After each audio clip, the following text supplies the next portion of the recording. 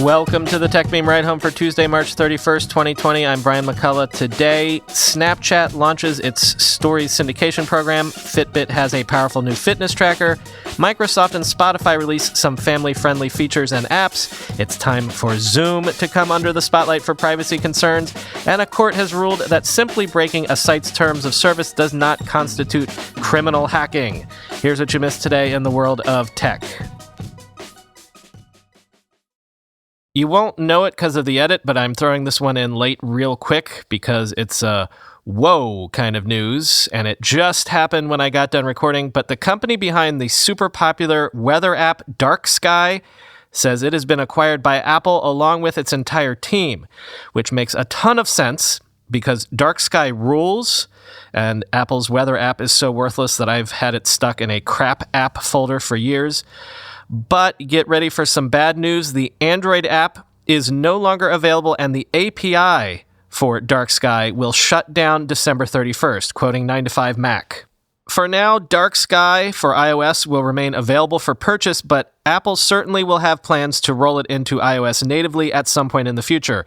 The native iOS weather app hasn't seen a major overhaul since iOS 7. Back then, it was still powered by Yahoo Weather before making the switch to the Weather channel with iOS 8.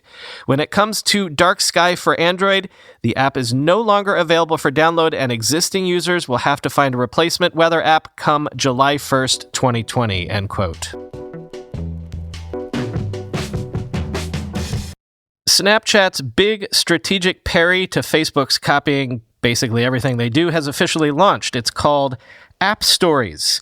And if you'll recall, it's basically a platform play, letting developers syndicate stories inside of other apps, quoting TechCrunch. Snapchat hopes to retain some grip on stories and dissuade more copycats by letting developers bake the original version into their apps rather than building a bootleg attempt from scratch. If you need Snapchat to share stories to popular apps, that could boost content production plus subsequent viewership and ad impressions inside of Snapchat. It could also remind people to shoot stories and make sure having a Snapchat account stays relevant. Quote, "We definitely think there's a potential for monetization in app stories, but not yet," Snap's VP of Partnerships Ben Schwerin tells me. For now, Snapchat isn't injecting ads alongside stories into other apps, though that's clearly the plan. Quote, "There are certain platforms out there that have decided they want to invest in building their own stories product and their own camera, but it's not a trivial thing to do. It takes resources and time. We think we can help developers do that," Schwerin explains. "Getting more people out there, regardless of age and where they live, comfortable using stories probably makes them more likely to be able to pick up and enjoy Snapchat," end quote. Fitbit's first new product, now that it's engaged to Google, is a fitness tracker. Fitbit has unveiled the Charge 4 fitness tracker with built-in GPS, NFC payments, and Spotify compatibility, all starting at $150, available for pre-order online today, quoting Gizmodo. Adding built-in GPS to the Charge 4 makes it a much cheaper alternative to more expensive running watches on a well-known platform with an active community. On top of the 20-something exercise modes that are already available, Fitbit is also adding 7 GPS-specific modes for activities like outdoor hiking, running, and walking. The part I'm most interested in, however, is the addition of GPS-powered heat maps, so you can see exactly what part of your workout had you huffing and puffing the most. That's not a feature unique only to Fitbit. It was something that was available on the Timex Ironman GPS R300 I recently tested, for instance. However, it is a more advanced feature that could perhaps allow Fitbit to compete with some more niche and more expensive running or outdoor activity watches. Fitbit is also using the Charge 4's launch to introduce a new tracking metric, active zone minutes, which tracks the time spent in specific heart rate zones to determine whether you've made progress toward the 150 minutes of moderate exercise per week recommended by the American Heart Association and the World Health Organization. You can earn credit for each minute of moderate activity in the fat-burning zone and double the credit for each minute in more vigorous cardio or peak zones. In the past, I've been critical of Fitbit's focus on steps. That famous 10,000 step goal is more about clever marketing than research, and health benefits associated with that goal are dubious. It's a small shift, but an important one for actually helping folks who want to meaningfully improve their health. Those are the big updates, but they're far from the only ones. The Charge 4 will also get Fitbit's Smart Wake Alarm feature, an alarm that wakes you up at the optimal time in your sleep cycle whenever that comes out, end quote. For Spotify support, though, you'll still need a smartphone tether. This is not a completely standalone device, at least if you want to work out with tunes on. And I should point out, as I said at the beginning, the Fitbit acquisition by Google is still pending. It has not been officially approved by regulators yet.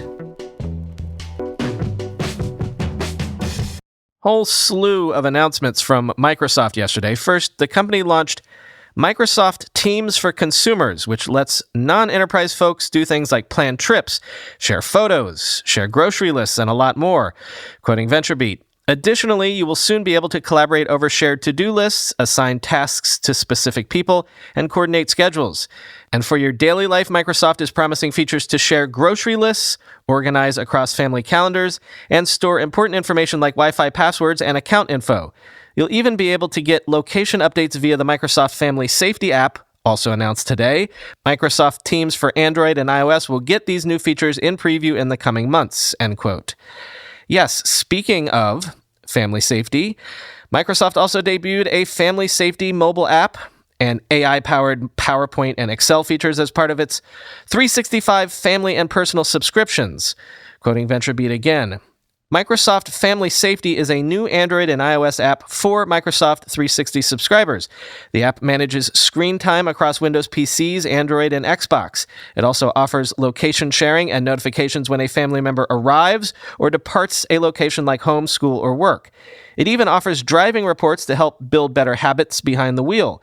The main purpose, however, is to protect your kids as they explore and play games. It shows you how they are spending their time, lets you set limits, and steers them away from content that you feel is not age appropriate.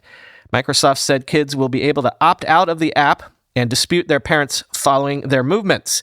A limited preview of the app will be available in the coming months, end quote. And Spotify wants to be family-friendly too, launching Spotify for Kids in the US, Canada, and France as part of its $14.99 per month Spotify Premium Family tier. Quoting Variety, the ad-free Spotify Kids app features 125 playlists handpicked by a team of editors. Those include playlists for sing-alongs, soundtracks, stories, and artists like Taylor Swift, Shakira, and Justin Bieber. In the US, the app features playlists for Disney's Frozen and Disney Princess franchises, as well as Universal Pictures' Trolls World Tour, which is slated for direct-to-digital release April 10th. There are also Spanish language, country, Christian, Motown, and soul dance party playlists. In addition, Spotify Kids includes a coronavirus-related Wash Your Hands playlist with songs to help youngsters learn how to wash hands properly and ensure good hygiene when they cough or sneeze. The playlist includes Pinkfong's newly released Wash Your Hands with Baby Shark song, which for some may be a dubious selling point. The app also provides educational music content like a learning playlist hub with songs teaching kids about counting, ABCs, science, and other topics. Spotify Kids first launched in beta in Ireland last October and has since expanded to Sweden, Denmark, Australia, New Zealand, the UK, Mexico, Argentina, and Brazil. According to Spotify, roughly 50% of the content on Spotify Kids is localized by market, end quote.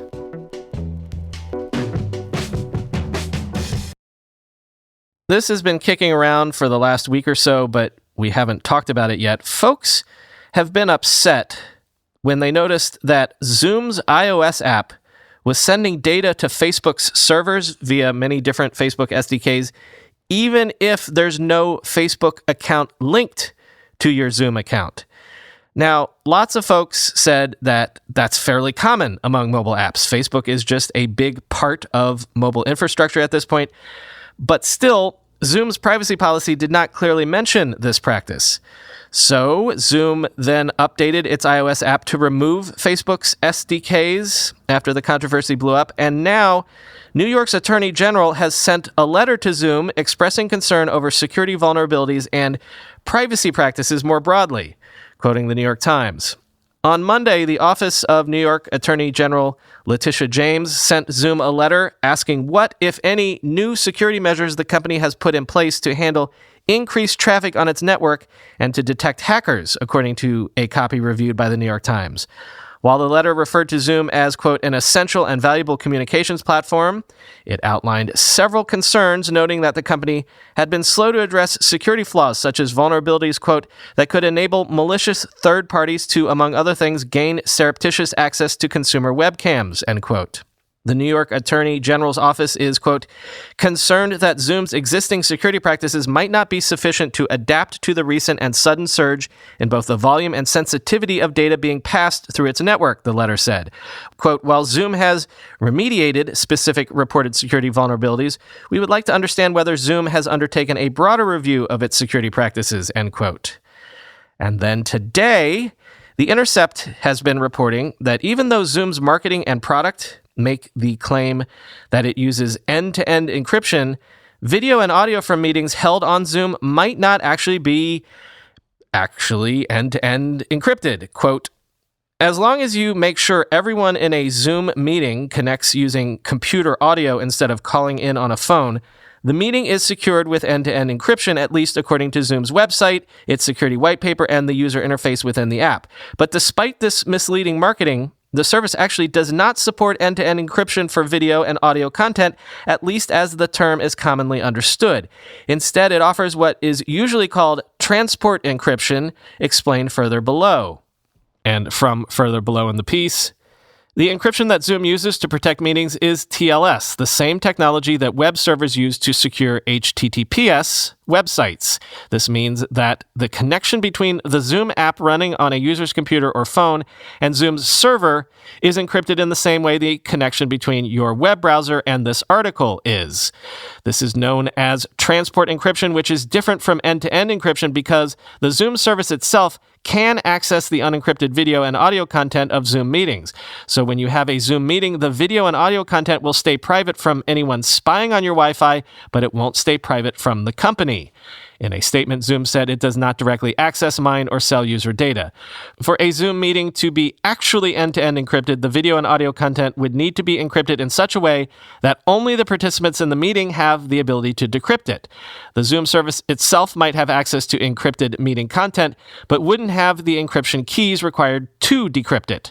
Only meeting participants would have those keys, and therefore would not have the technical ability to listen in on your private meetings.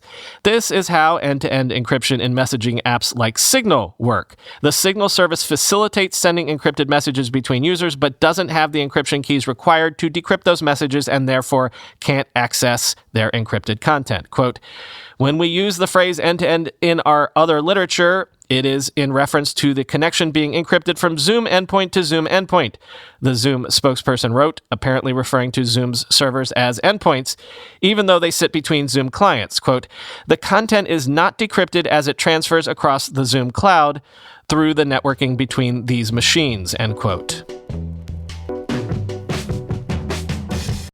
Comcast says internet traffic from voice and video calls on its network has risen 212% over the past month, and the overall peak traffic is up by 32%.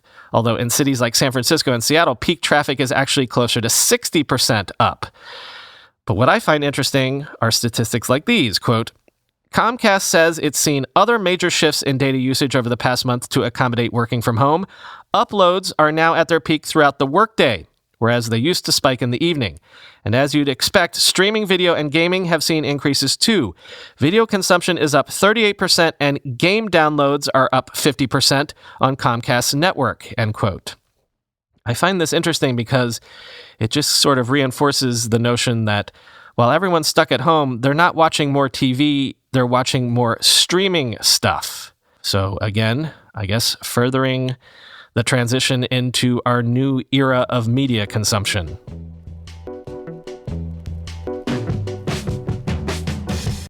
Quick follow-up to an earlier story. Sources are telling Mark Gurman that back at the beginning of March, Apple did, in fact, start letting some engineers take home early versions of future devices to continue working on those devices during the lockdown period. Quote, typically, Apple is a company built on in-person meetings. Designers, for example, gather around kitchen-like tables to dream up future products. Hardware experts engineer and test devices together, things that simply are either more difficult or impossible over the internet. Taking home a future product requires the green light from the vice president of an employee's organization. That list of staff with future devices at their homes is also sometimes reviewed by Apple's senior vice presidents, the management team run by Chief Executive Officer Tim Cook. As part of the work-from-home order, Apple has clamped down on which employees are allowed to take home future versions of software, including the next release of iOS, the platform that runs the iPhone and iPad. Like with hardware, employees working on unreleased software, such as the upcoming iOS 14, require approval from the highest levels of the organization, the people said, end quote. And finally, some good news. A U.S. federal court has ruled that simply breaking a site's terms of service does not constitute actual criminal hacking under the Computer Fraud and Abuse Act, which I can't believe that was even in question, but at least common sense has prevailed at this point. Quoting Ars Technica, the lawsuit was initiated by a group of academics and journalists with the support of the American Civil Liberties Union. The plaintiffs wanted to investigate possible racial discrimination in online job markets by creating accounts for fake employers and job seekers.